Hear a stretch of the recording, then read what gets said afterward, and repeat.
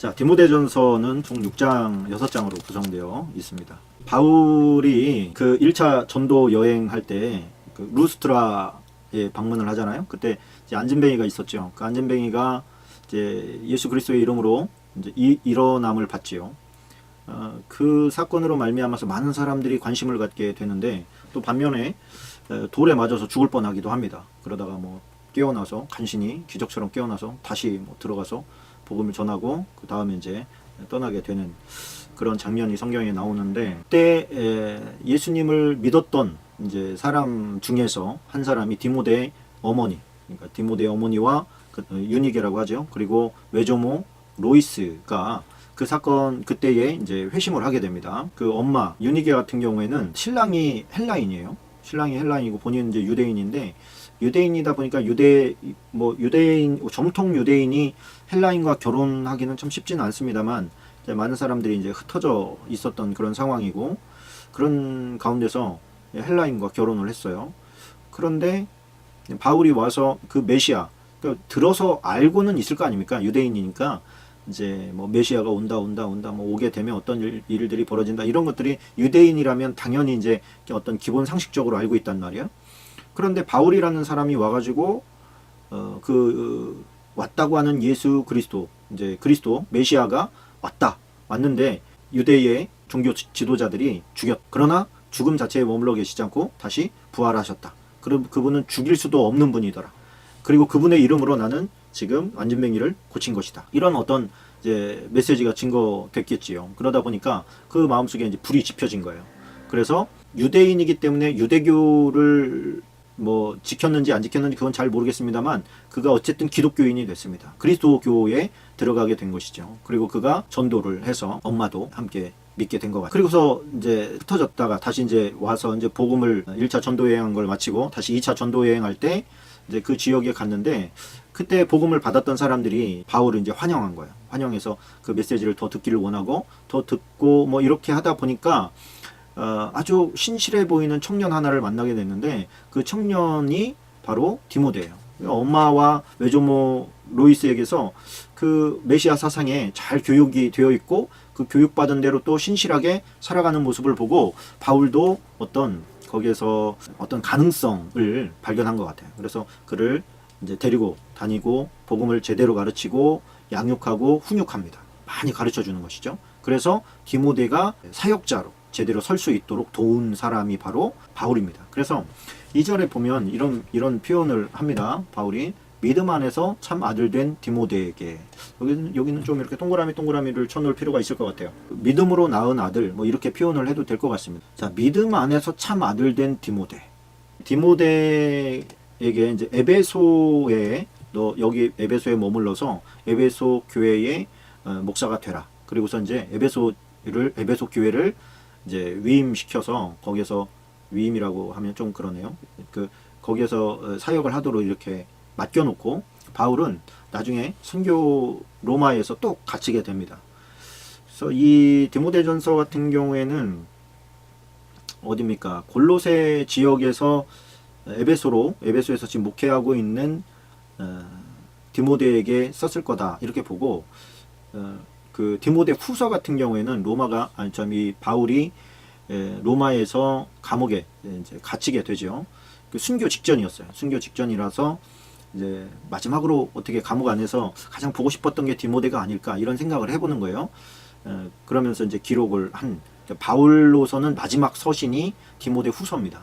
그러니까 그의 어떤 바울도 알고 있었거든요. 이제 조금 있으면, 그때 이제 네로 황제 시대 아닙니까? 그러다 보니까 조금 있으면 내가 진짜 죽겠구나.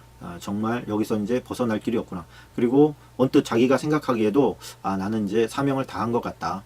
여기서 이제 더 이상 뭐 할 게 없는 것 같다. 다 이제 물려주고 그 뒷세대가 사역을 계속할 수 있도록 이제 좀 위임하고 죽을 준비를 했던 것 같아요, 바울이. 그렇게 결국에는 죽음을 맞게 됩니다. 그걸 디모데라고 우리말 표기에는 되어 있는데, 그 헬라어로 보면은 디모데오스입니다. 디모데오스. 그래서 데우스는 하나님이잖아요. 하나님의 영예, 뭐 이렇게도 그 해석이 가능하고, 하나님을 공경하다, 뭐 이렇게도 표현이 가능합니다. 자, 일단은 바울은 미혼이었잖아요. 그죠? 총각으로 일평생 살았는데 여기서 믿음 안에서 참 아들 된, 참 아들, 진짜 내 아들 그런 거거든요. 디모데에게 편지한다 이렇게 이야기합니다. 여기에서 여러분이 그 성경책에다가 메모해야 될 것은 뭐냐면, 물론 이제 제가 서론적인 것을 얘기해서 어떤 그 핵심 포인트들을 몇 자 이렇게 적어놓으면 나중에 읽을 때 도움이 되겠지요. 디모데가 바울의 영적인 아들이었다면 나에게는 아들이 있나, 영적으로 낳은 자식이 있나, 이런 질문을 좀 옆에다 써놓으면 좋을 것 같습니다. 나는 영적으로 내 자녀가 있는가. 여기서 자녀라고 하는 것은 내가 그냥 단순히 전도했다 이것이 아니라 내가 꾸준히 관심을 가지고 그 사람을 위해서 기도하고 그 사람이 어려울 때 또한 돕고 물질적으로나 시간적으로나 마음적으로나 어떤 인간적으로라도 이렇게 계속해서 관심을 가지고 그 사람이 신앙생활 안에서 계속 세워져 갈 수 있도록 돕는 사람이 나에게 있느냐라고 하는 질문을 우리가 좀 하고 넘어갔으면 좋겠습니다. 우리가 신앙생활을 오래 했어도 믿음의 자녀가 한 명도 없는 사람이 의외로 굉장히 많습니다. 그냥 자기 하나, 자기 식구들과 함께 이렇게 신앙생활을 하는 것이 전부인 것 마냥 신앙생활하는 사람들이 무지하게 많다는 거예요. 근데 그게 어떻게 보면 부끄러운 겁니다. 신앙생활을 오래 했는데 영적인 자녀가 없다. 내가 희생하고 수고해서 그 사람이 세워가도록 돕는 사람이 이제껏 내가 없었다. 이거는 정말 부끄러운 일이거든요. 그래서 이 말씀을 듣고 지금 말씀 공부를 하는 저와 여러분들은 가까이 있는 여러분들이 볼 때에 이 사람을 내가 내 영적인 자녀로 좀 세워보고 싶다라고 하는 사람이 있으면 그 1대1도 괜찮거든요. 1대1이 참 좋습니다. 이 오늘 우리가 이 듣고 배운 말씀 나만 알고 끝나면 이게 무슨 뭐 하는 짓이에요 이게. 물론 그것이 뭐 쓸모없는 일은 아니지요. 참 귀하고 아름다운 일인데 이게 나누라고 이거 하고 있는 겁니다. 그냥 뭐 주견의 성경 공부 들어봐 이런 게 아니라 우리 한번 주견의 성경 공부 같이 한번 해보지 않을래? 창세기 한 주일에 뭐 한 번이라도 두 번이라도 나는 이 말씀을 들으면서 이런 저런 생각을 하게 되더라 라고 하는 것들을 나누고 또 기도 제목을 나누고 이게 한 교회에 이제 신앙생활한 지 얼마 안 되는 초보 신자라든가 아니면 내가 막 전도한 사람이라든가 아니면 학생이나 고등학생이라도 내가 마음이 괜히 가거나 또 내가 조금 영적인 디모데를 내가 좀 키우려고 하는 그런 하나님의 감동이 있다면 오늘부터라도 유심히 한번 살펴보시고 그런 분을 만드세요. 그런 사람을 만들어서 말씀을 가르치고 그 사람이 또 다른 사람을 가르칠 수 있을 때까지 계속해서 뒤에서 푸시해주고 지원해주는 거예요. 기도로 지원해주고. 그게 바로 영적인 믿음으로 낳은 자식입니다. 우리가 뭐 살아가다 보면 관계로 낳는 아들도 있고 뭐 형제도 있고 뭐 의형제 뭐 이런 거 있지 않습니까? 그런 거 중요하죠. 그러나 내 영적인 자녀가 있다는 거 참 귀한 일이라고 생각합니다. 자, 15절로 17절까지 박스입니다. 1장 15절로 17절까지입니다. 자, 미쁘다. 여기 미쁘다라고 하는 것은 피스토스라고 이제 헬라어로 되어 있는데 이거는 신실한, 믿음직한, 믿을 수 있는, 뭐 충직한, 뭐 여러 가지 이제 그런 신실함과 연관되어진 단어에 많이 들어가는 단어입니다. 그러니까 미쁘다 모든 사람이 받을 만한 이 말이요. 이 말은 뭐냐면 신실하다, 뭐 진실하게 말하는데 이 말은 모든 사람이 받을 만한 말이다. 모든 사람이 받아들여야 될. 여기서 이제 받을 만한이라는 게 영접이라는 뜻도 같이 있거든요. 많은 사람들이 받아들일 수 있는 말이다. 이거예요. 그러면 뭐 때문에 이 표현이 나왔냐면 율법의 가르침과 복음이 부딪히기 시작해요. 그러니까 바울이 가는 곳은 늘 유대인들에게 전하려고 애를 썼잖아요. 뭐 나중에는 온전히 이제 이방인들을 위한 사도로서 자기 자신을 그렇게 지칭을 하고 이방인들에게 포인트를 맞추는데 처음에는 이제 유대인들에게 맞춘단 말이에요. 그리고 이 메시아 사상 자체가 유대인들로부터 나왔기 때문에 유대인들을 우리가 그리스도 이렇게 얘기할 크리스토스 이렇게 얘기할 때 유대인들은 다 그 말에 관심을 갖는 거예요. 그리스도? 너가 그런 말을 어떻게 하냐? 이렇게 이제 묻기 시작하면 계속해서 유대인들과 어떤 접촉점이 그 단어 하나에 들어가 있는 거예요.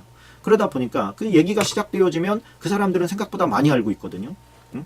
그러다 보니까 요즘에 이제 이단들이 이제 콕콕 집은 하나님의 말씀들을 많이 알고 있잖아요.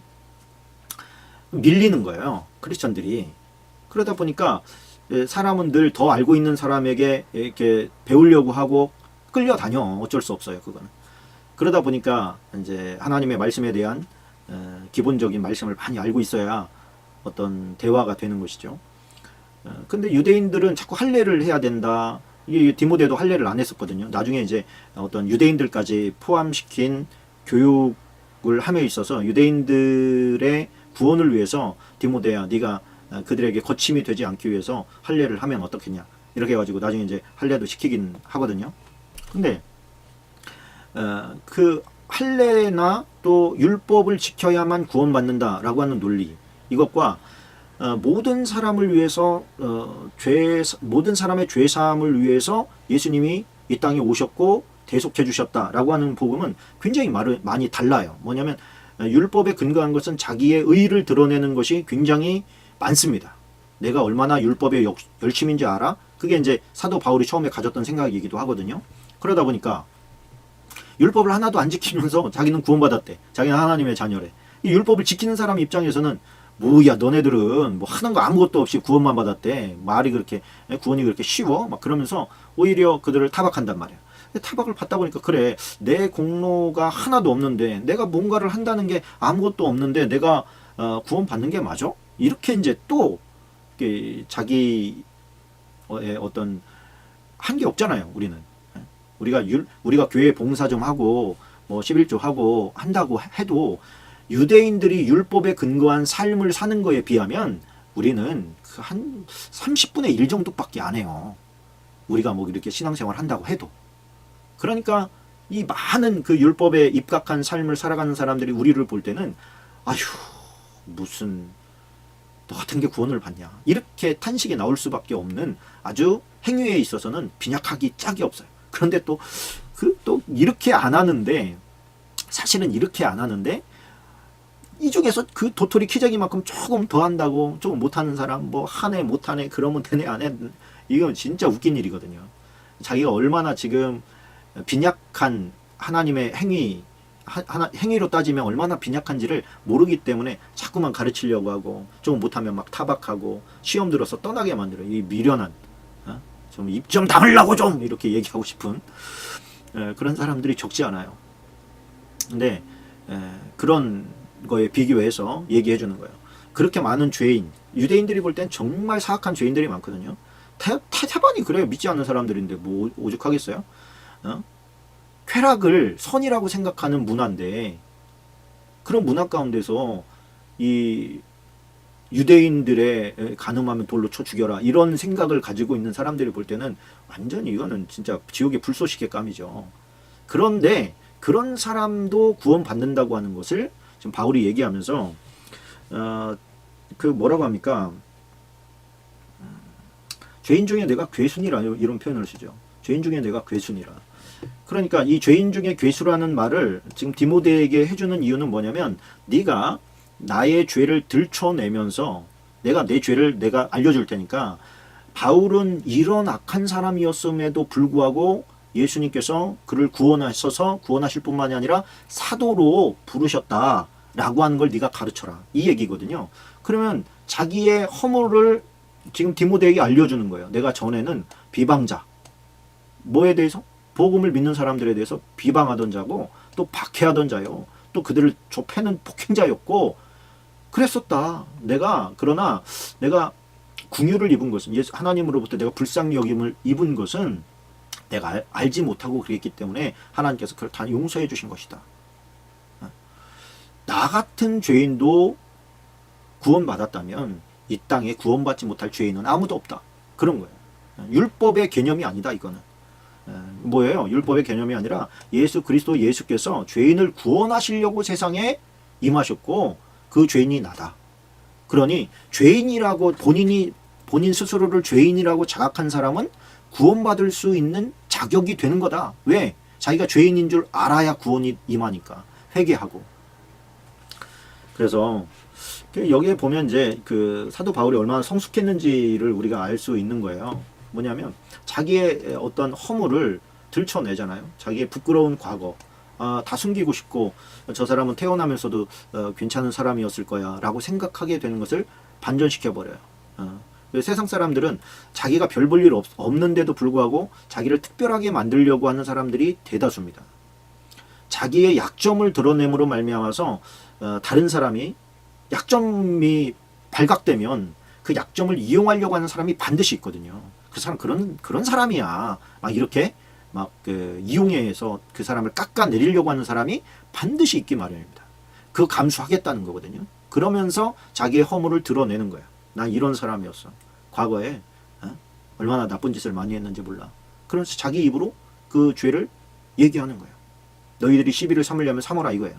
그러나 나의 이 부끄러운 과거 때문에 힘을 얻고 용기를 얻고 당신 같은 사람도 구원받았다면 나도 희망이 있겠다. 하나님께서 당신 같은 사람도 사도로 쓰셨다면 나도 하나님의 일꾼이 될 수 있지 않겠는가. 이런 믿음과 희망을 위해서 자기를 썩게 만드는 거예요.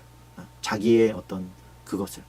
그러니까 자기가 잘난 척하는 사람들이 바울을 볼 때는 잘난 척하네 이렇게 얘기할 수 있겠지만 자기 자신이 복음에 비쳤을 때 죄인이야 이렇게 절망하고 있던 사람들에게는 희망이 될 수가 있죠.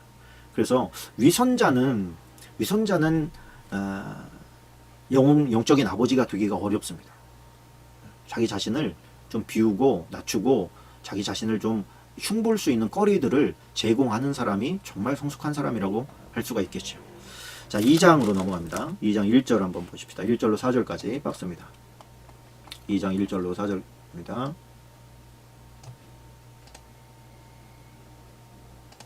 자, 그러므로 내가 첫째로 권하노니 모든 사람을 위하여 간구와 기도와 도구와 감사를 하되 임금들과 높은 지위에 있는 모든 사람을 위하여 하라.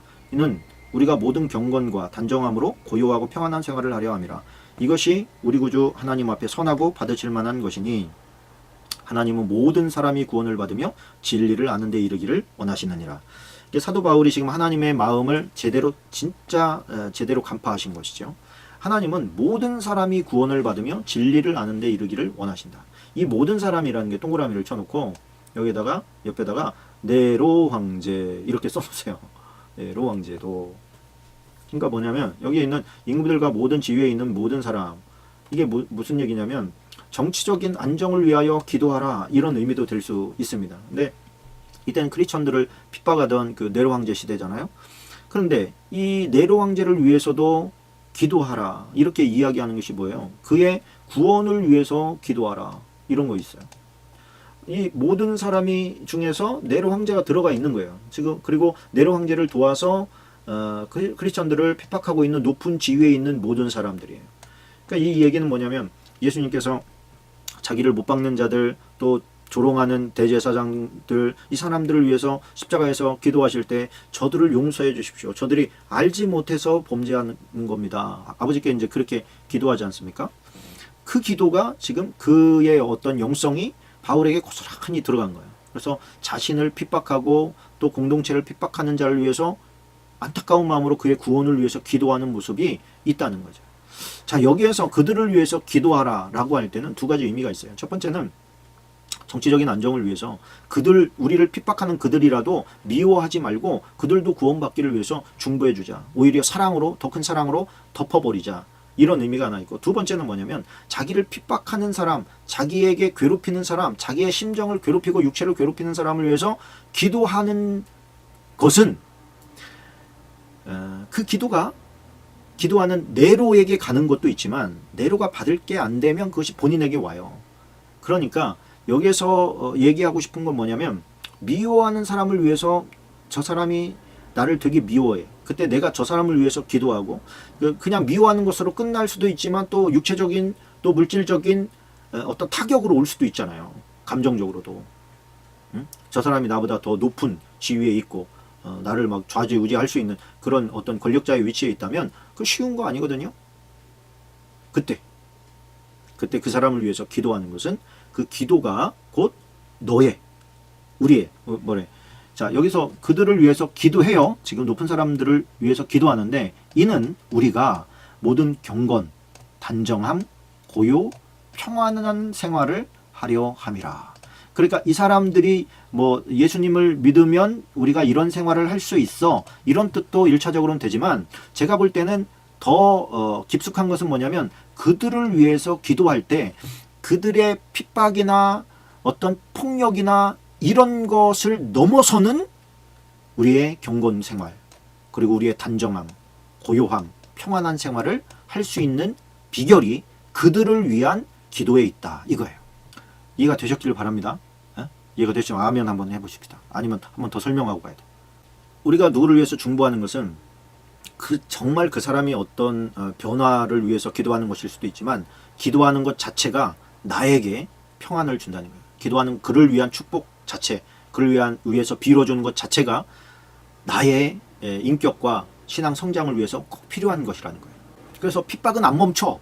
환난과 폭력도 안 멈춰. 그럼에도 불구하고 우리 안에는 그들을 위해서 대신 기도해 줄 때, 예수님 안에는 또 스데반의 마음속에는 저들이 알지 못해서 그렇습니다, 저들의 죄를 용서해 주십시오 라고 기도할 수 있는 그 힘이 있다는 것은 그 안에 엄청난 평강과 이 하나님이 주시는 힘이 있다는 얘기예요. 능력이 있다는 거예요. 이 힘이 없으면 날 미워하는 사람을 위해서 기도 안 나옵니다. 주님 빨리 데려가세요. 이런 기도는 할 수 있을지 모르지만 평강을 빌어주고 은총을 내려달라고 기도해주고 저에게 구원을 베풀어 달라고 기도는 절대로 안 나오는 거예요. 우리가 그런 기도를 할 수 있을 때 비로소 우리가 더 강력해질 수 있는 것이죠. 그래서 이런 어떤 환난에도 불구하고 하나님의 자녀로서의 기품이 있잖아요. 그죠? 경건도 무너지지 않고 단정함도 깨어지지 않고 고요하고 편안한 마음속에 막 잔잔한 그런 어떤 세상이 어떻게 할 수가 없는 그런 평안함, 그것이 그런 기도를 해낼 수 있는, 해줄 수 있는 사람에게 임한다는 거예요. 이 축복이 여러분에게 있기를 주님의 이름으로 축원합니다. 자, 3장으로 넘어갑니다. 3장 1절로 4절까지 박스입니다. 자, 미쁘다 이 말이요.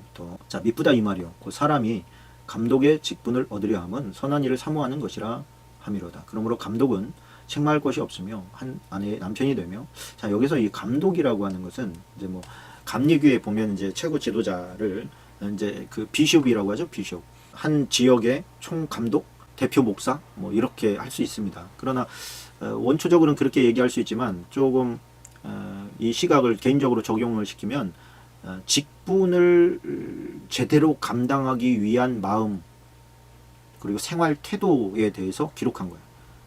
그렇게 옆에다 손을 내시면 됩니다. 교회에서 직분 맡은 자의 어떤 위치와 모범에 대해서 기록한 거예요. 교회에서 직분을 맡아서 감당하려면 어떻게 해야 되느냐? 책망할 것이 없어요. 욕먹는 것이 없어야 된다. 그런 거예요. 이렇게 트집 잡을 일이 없어야 된다. 또 한 아내의 남편이 되며 뭐냐면 일부 일처제를 실행하고 있는 자, 이렇게 생각하시면 되겠습니다. 절제하고요, 신중하고 단정하며 나그네를 대접하며 가르치기를 잘하며.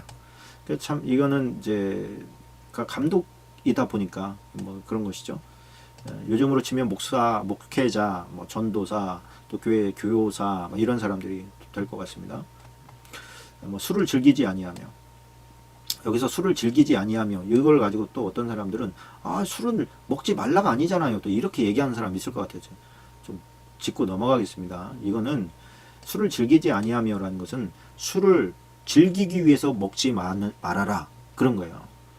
왜 이런 표현을 써놨냐면, 이 당시에는 그 속에 그 뭐라 그럴까요? 속이 탈이 나면, 위장장애가 있으면, 이제 뭐 디모데에게도 그런 표현을 나중에 이제 나옵니다만, 네 자주 나는 위병 때문에 좀 포도주를 조금 써라, 이런 표현이 나와요. 그래서 방광염 이런 거 걸렸을 때는 화이트 와인을 좀 사용했고, 위장병이 걸렸거나 이런 경우에는 그 레드 와인을 좀 사용을 했습니다. 술을 즐기기 위해서 먹는 게 아니라 뭐예요? 약으로는 쓸 수 있다는 거예요. 약으로는.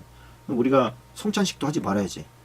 포도주가 그러면 술인데 뭐 이렇게 접근하지 마시고, 대부분 사람들은 술을 즐기기 위해서 먹습니다. 또 뭐 굉장히 괴롭고 슬픈 일이 있을 때 또 잠언에 보면 그때 뭐 독주를 좀 줘라, 고통을 좀 잊게, 이런 표현이 좀 있습니다만, 그렇다고 또 괴로울 때마다 술 퍼먹는 사람이 있을까봐 또 말을 못하겠네 제가. 그런 의미가 아니에요. 그 마음을 정말 내가 힘들어 죽을 것 같아, 그러면 좀 술을 먹어야지. 어떻게 하겠어요. 먹고서 좀 술 먹으면 조금 사람이 인간적으로 약간 그 기분이 좋아지잖아요. 그 마음의 괴로움이 좀 사라지잖아요. 그걸 계속 반복하다 보면 이제 중독자가 되지만, 어쨌든 뭐 또 구타하지 아니하며, 또 관용하며, 다투지 아니하며, 돈을 사랑하지 아니하며, 이것도 참 중요한 문제 같습니다. 돈이 필요한데 돈에 목매지 않는 사람이 되라, 그런 것이죠.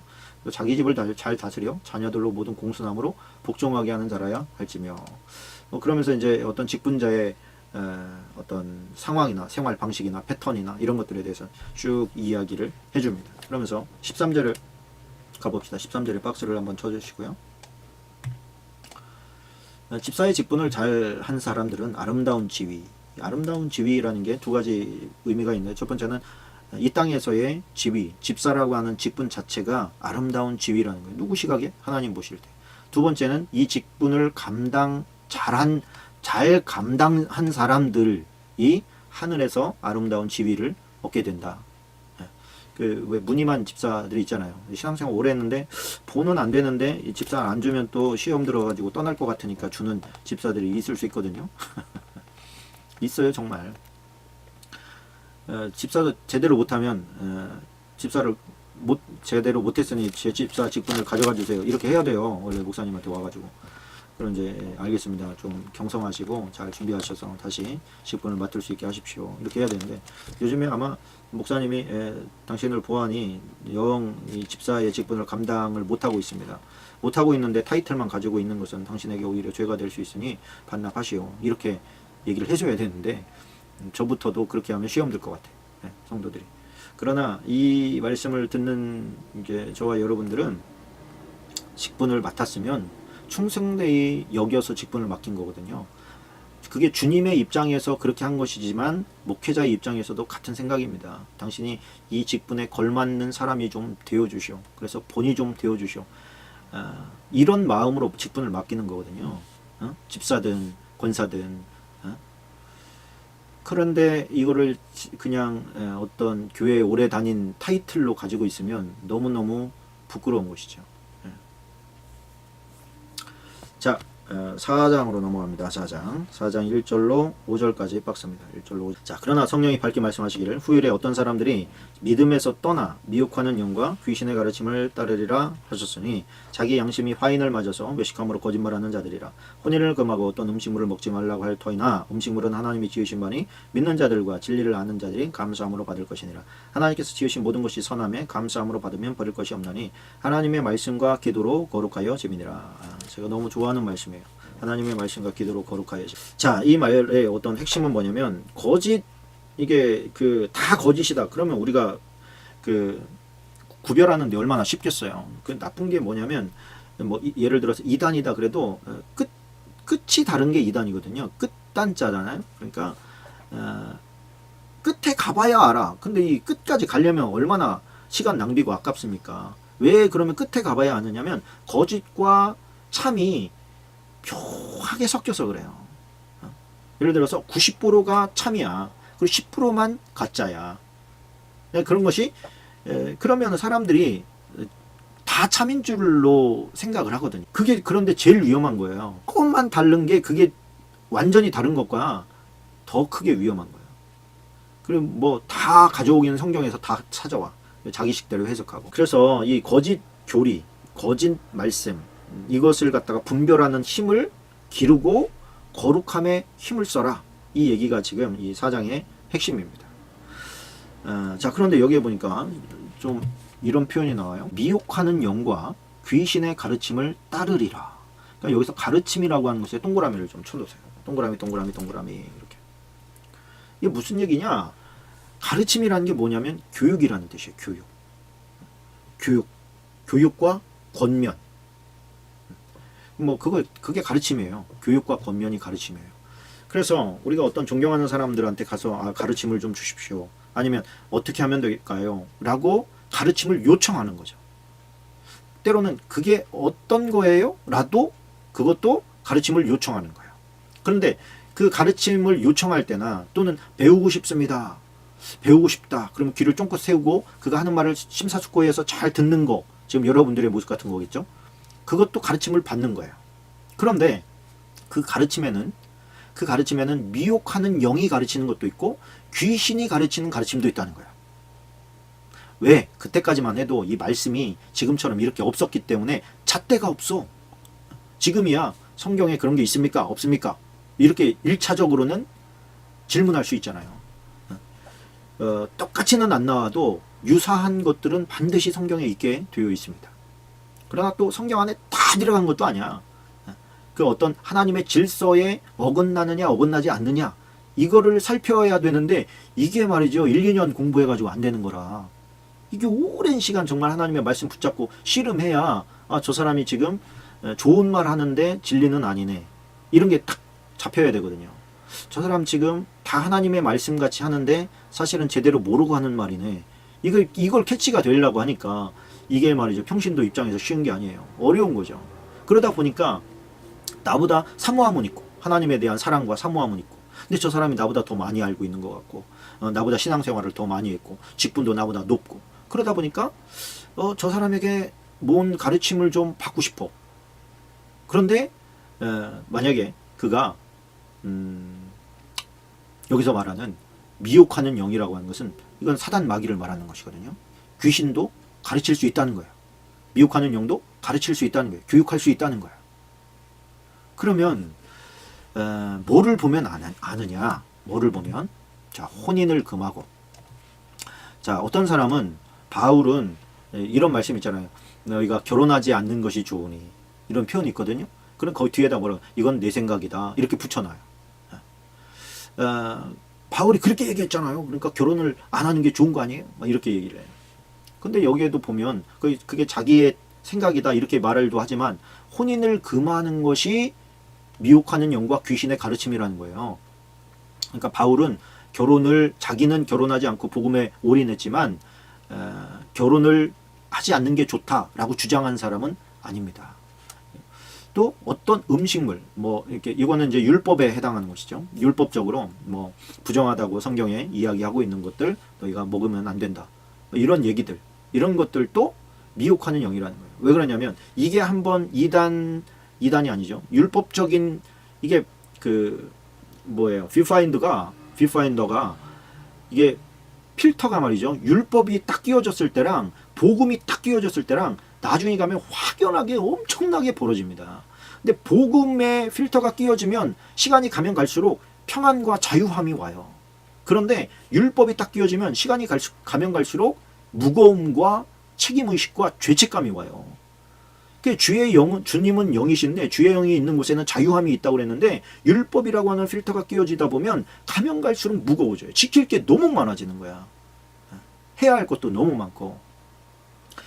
그래서 우리가 근데 그때는 가장 바울이 우려했던 게 율법의 필터를 끼워 버리는 거예요. 자기의 주님께 받은 그 메시지가 제대로 전달되지 않고 율법이라고 하는 필터가 끼워질까봐 너무너무 지금 염려가 되는 거예요. 그거 아닌데 맨날 듣는 게 유대인들 말이다 보니까 그게 진짜처럼 느껴지는 거죠. 근데 그 가르침은 어떤 가르침? 미혹하는 영의 가르침, 귀신의 가르침. 여기 율법이 그럼 미혹하는 영의 가르침입니까? 그런 얘기가 아니에요. 지금 얘기하는 것은 이 음식 규례가 그에게 들어갔을 때 이방인에게 그게 들어갔을 때 그거는 복음과 멀어지게 되어 있습니다. 감당할 수가 없어요. 고린도서에 보면 그래서 야 도저히 나 예수 못 믿겠다. 하지 말라는 게 왜 이렇게 많냐? 또 하라는 게 왜 이렇게 많냐? 아유 난 못 다니겠다. 할래? 그걸 어떻게 그거를 하냐? 생각만 해도 끔찍하다야. 나 안 믿을래. 그리고 떠나는 사람들이 많아요. 그래서 율법의 필터는 우리가 취할 게 아닙니다.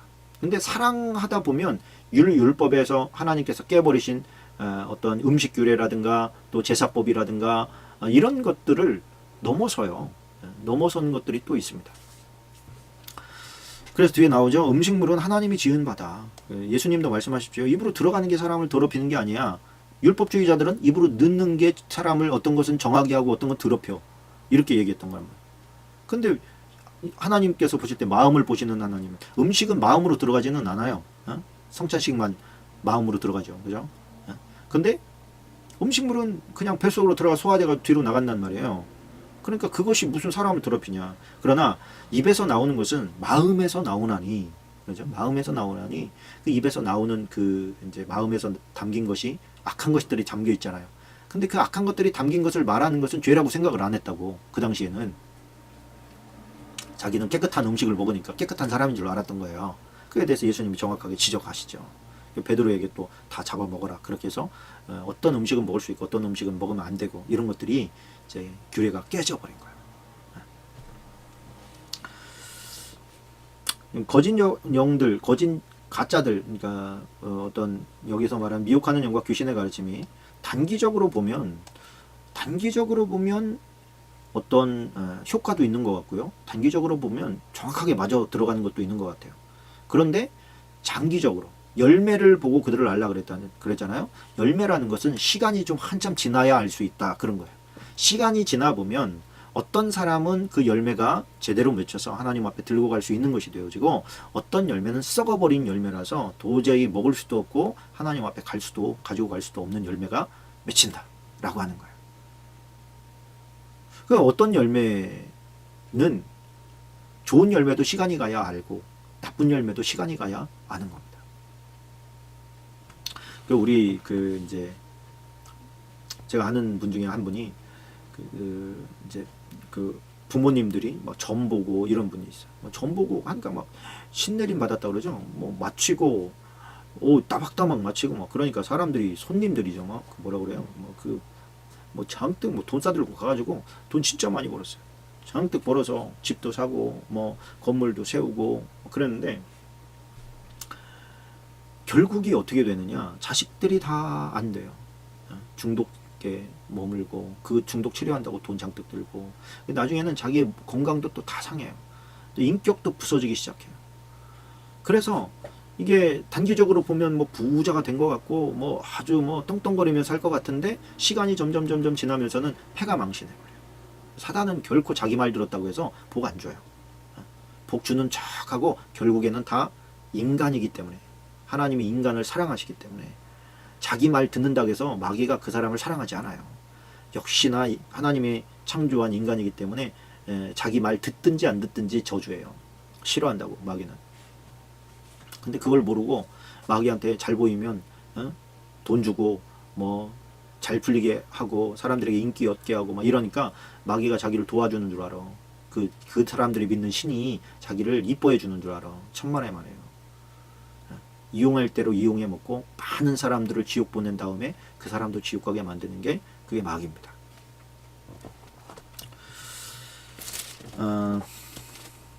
이게 디모데전서가 목회 서신이기 때문에 다 어떤 교훈을 담고 있고 중요한 메시지들입니다. 나중에 좀 디테일하게 열심히 좀 보시기 바라요. 자, 5장 21절로 23절까지 보십시다. 21절로 23절까지.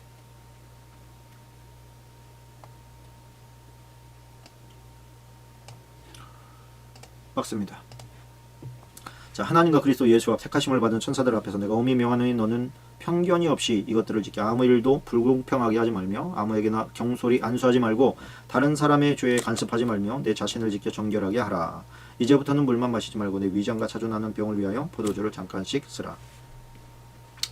원래는 여기에서 조금 한 단락이 구분이 되었어야 되는데 이거 아까 이제 제가 말씀드린 것 때문에 이게 그 당시에 이게 바울이 말하는 술에 대한 어떤 그런 개념은 육체의 어떤 그 히포크라테스가 말한 거거든요. 이걸 화이트 와인, 레드 와인에 대해서 그것이 우리 육체 가운데 들어가게 됐을 때 소화를 돕고 그런 것들 약재료로 술을 사용했습니다.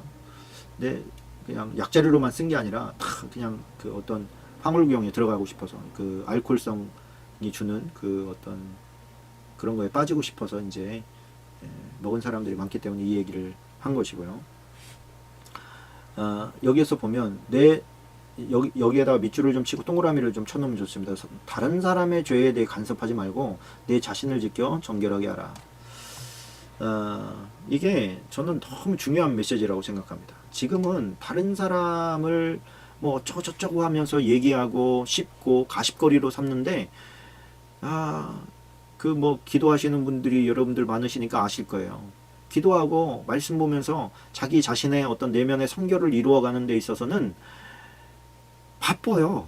그런 거에 신경 쓸 뭐가 별로 없어요. 누가 어찌했다더라, 뭐 누가 무슨 죄를 졌대더라, 요즘에 뭐 미투 운동 벌이고 있는데 누구도 그랬다더라. 이런 거가 인간이잖아요. 다 있을 거예요. 뒤져보면 이게 뭐 다 나와. 그런데 누가 어쨌다거나 그게 중요한 게 아니에요. 하나님께서는 그 사람들한테 별로 관심이 없어. 하나님은 나한테 관심 있어. 나. 너는 어떤데? 계속 그렇게 물으신다고. 너는 어떠냐? 너는 어때? 네 마음은 괜찮냐? 너는 지금 뭐 육체적으로 안 했다고 넌 지금 깨끗하다고 생각하는 거냐? 네 마음속은 어떠냐? 나는 네 마음이 보여. 그런데 뭐 누가 뭐 어떻고 저떻고 여기에 별로 신경 쓸 시간이 없어요. 그리고 자기한테 집중하다 보면, 자기 내면에 집중하다 보면 그런 것들이 가십거리가 안 돼요. 그냥 아유 나나 잘하자. 제가 바꿨잖아요. 나나 잘하자. 푸사를 바꿨어. 정말 그렇습니다. 하나님께서는 나한테 관심이 있어요. 그 주변의 것들을 바라보면서 그것을 너의 어떤 변화에, 성숙에, 또 성화에, 성결에 자양분이 되게 해라. 그 씹다 보면요, 내 마음이 더러워져요. 오히려 내가 더러운 말을 해야 되고 더러운 표현들을 해야 되고 그러다 보니까 내 마음이 더 더러워져. 그러다 보니까 아예 신경을 끊는 게 오히려 내 성결에 도움이 됩니다. 다른 사람들에 대한 과도한 관심 끄고 나 자신에 대한 성결에 힘써라. 괜히 뭐 판단하고 막 정죄하고 막 댓글 쓰고 막 어쩌면 그럴 수가 있냐 이런 거 하지 말고 그냥 너 자신한테 집중해. 그런 거예요. 물론 뭐 그게 나랑 직접적인 어떤 관련이 있고 상관이 있는 사람이야 권면도 할 수 있고 기도도 해주고 안타까운 마음으로 어떤 얘기를 해줄 수 있지만 무슨 뭐 무슨 뭐 도지사랑 나랑 무슨 상관이 있고 연예인이랑 나랑 무슨 상관이 있어요. 그러니까 그냥 그걸 참고 삼아서 내 내면을 깨끗하게 하는데 사용을 해라. 자, 마지막 6장입니다. 6장은 뭐 크게 축약하면 어떤 것은 피해라, 어떤 것은 따라가라, 어떤 것은 싸워서 이겨라, 이 세 가지로 집약할 수가 있습니다. 그래서 그 뭐 내용이 다 그 안에 들어가 있는데 이제 9절로 12절까지 한번 보십시다. 9절로 12절까지 박스요.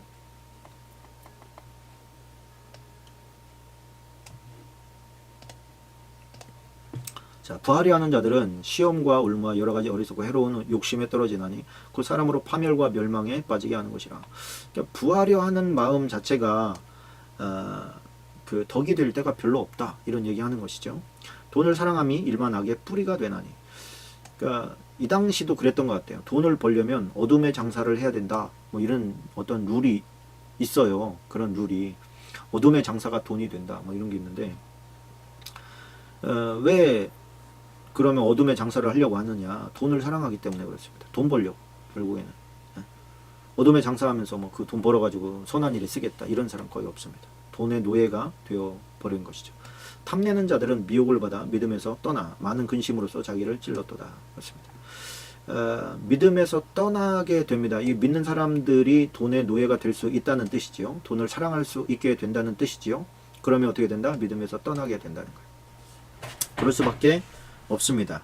뭐 식당을 한다거나 뭐 술집을 한다거나 뭐 이런 업소, 퇴폐적인 업소를 한다거나 이런 사람, 믿는 사람이 뭐 그런 거를 한다는 것 자체가 저는 이미 어떤 저주 가운데 있다고 생각을 합니다. 그런데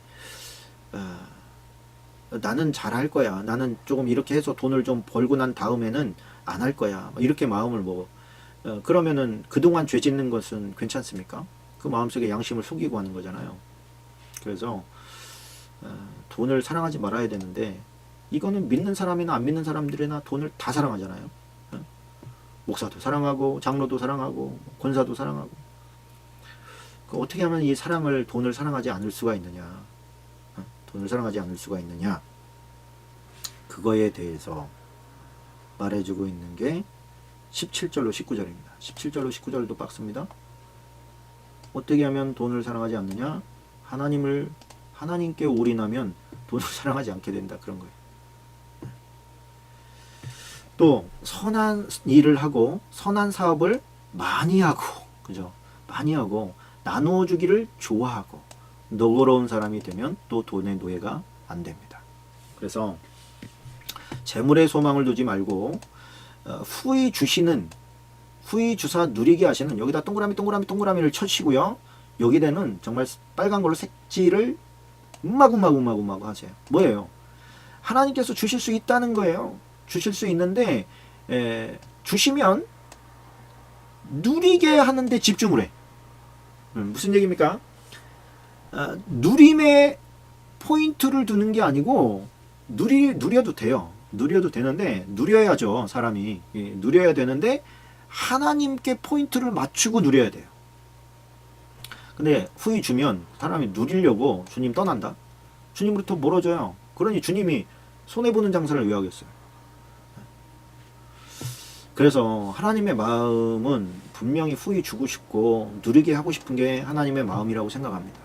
우리의 마음이 그걸 감당할 수 있는 능력이 안 돼. 어린아이에게 초등학교 이제 돈 맛을 막 알아가는 어린아이에게는 100만 원짜리 줄 수가 없어요. 애를 망치는 일이야. 영적으로 보면 우리가 초등학생 아니라고 할 사람이 몇 명이나 돼요. 차라리 안 받고 건강하게 크는 게 낫지 않겠어요? 여기에서 하나님께 두며, 이게 너무 중요한 말입니다. 우리의 관심이 자꾸 후이 얻는 것에, 그리고 후이 얻은 다음에는 누리게 하는 것에 포인트를 가게 두지 말고 누구에게? 하나님께 포인트를 맞춰야 된다. 그리고 준 것을 가지고는 어떻게? 후이 주사 누리게 하는데, 이 누림을 우리가 생각할 때는 뭐 어디 뭐 놀러 다니고 막 해외로 이러고 저곳에 막 다니고 말이죠. 룰루랄라 하면서 뭐 갖고 싶은 거 사고 싶은 거 다 사고 이런 게 누리는 게 아니고, 하나님의 관점에서 누리는 것은 선을 행하라는 거예요. 선한 사업도 많이 하고 나누어 주기를 좋아하고 너그러운 자가 되는 거. 이거 너무 없으면 너그럽게 되기 힘들거든요. 이게 뭐냐면 하나님께 마음 둔 자의 누림이에요. 누림. 그런 누림은요, 두 가지 좋은 게 있는데, 현실에서 행복을 느껴요. 자기 가치를 느끼고 자기의 삶의 원동력이 됩니다. 그 누굽니까? 얼마 전에도 얘기한 것 같은데, 그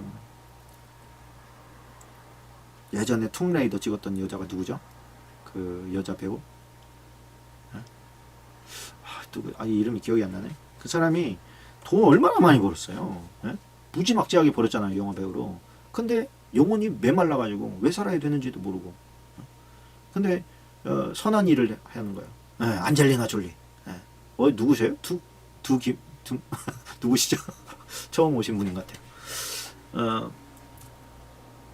그 안젤리나 졸리 같은 사람, 이런 사람이 자기 고아들 데려다가, 전쟁 고아들 데려다가 그들 먹이고 입히고 막 그들을 먹이고 키우고 하려고 하니까 돈이 필요하잖아요. 그래서 돈을 버는 거예요. 그런데 그 돈은 자기 자신을 세우려고 벌었던 돈과 질이 너무 다른 거예요. 주님이 그 얘기하고 싶은 거예요. 그 얘기. 너 자신을 위해서 쓰려고 버는 돈은 그건 썩은 돈이라는 거예요.